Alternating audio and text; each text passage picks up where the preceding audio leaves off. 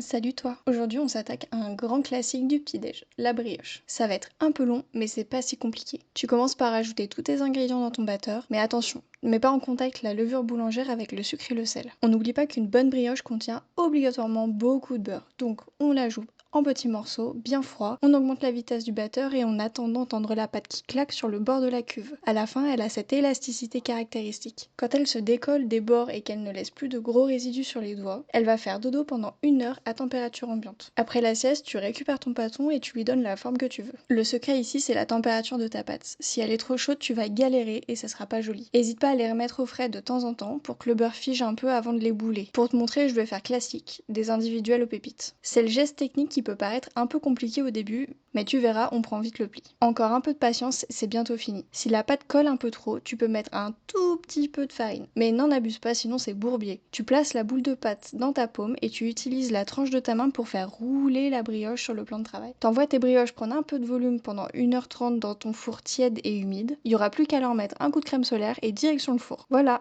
tu connais maintenant tous les secrets, ou presque, pour impressionner tes collègues à la pause café. La recette complète est sur mon site et en description. À bientôt sur Miron.